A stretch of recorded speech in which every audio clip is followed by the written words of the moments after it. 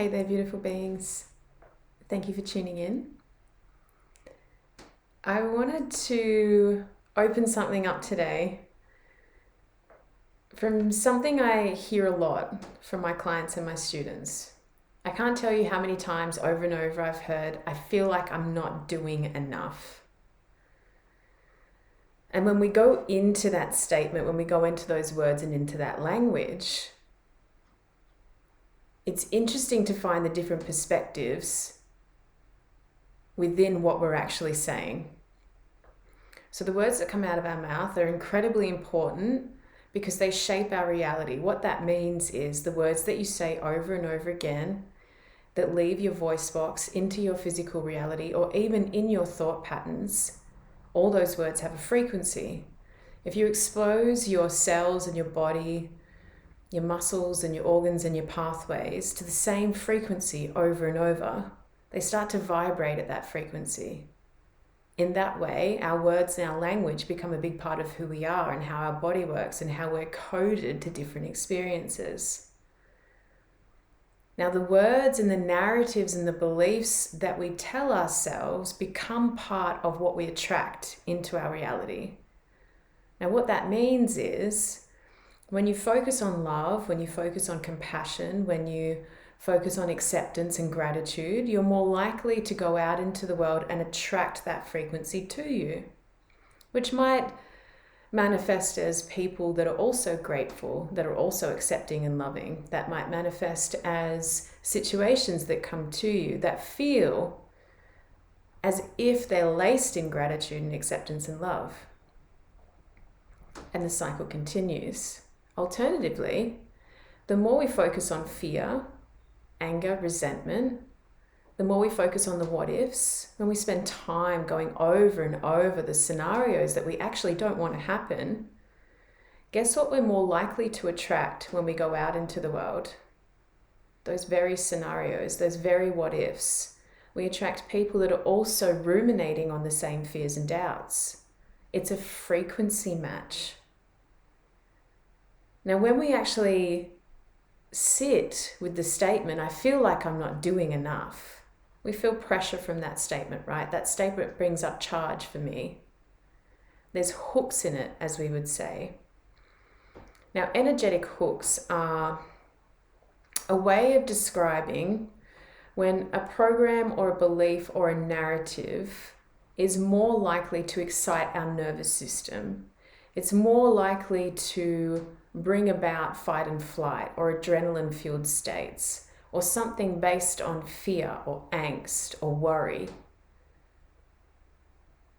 So when we are ruminating on those same words and patterns and programs that ignite and excite our nervous system, we're more likely to stay in a constant flux of excitability, stress, fear.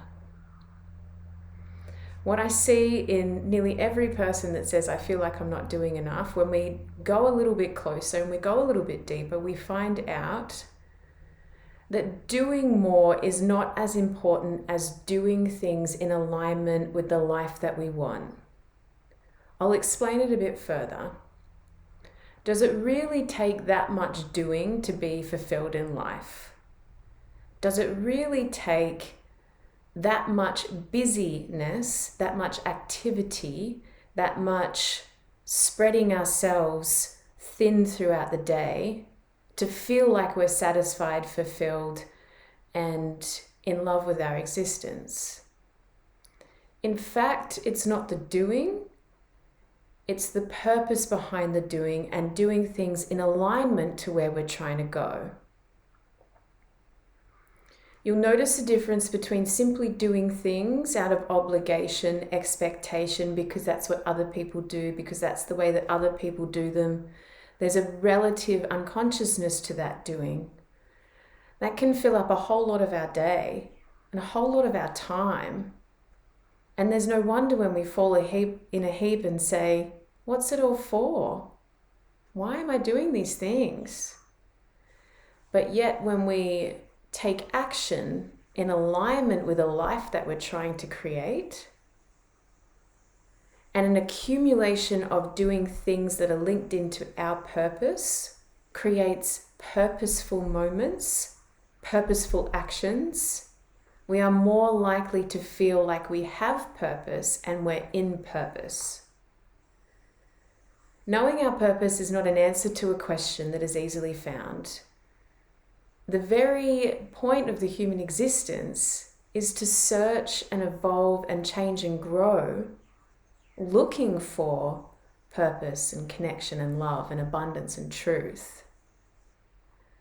If our questions were answered, would we still seek out that change? Possibly not. But yet if we accumulate more purposeful actions, we can relieve the pressure of feeling like we're not doing enough and come back into alignment with our actions are aligned with the world we're trying to create, the person we're trying to create, the life we're trying to create. It might not be anybody else's version of this life, but at least it's yours. Instead of simply feeling the stress of not doing enough, sit down, take the time, sit with your discomfort, and ask yourself, are the things that I'm doing in alignment with the life I am trying to find? Are the things that I'm doing creating a better version of myself that feels more loving? What could I be doing differently?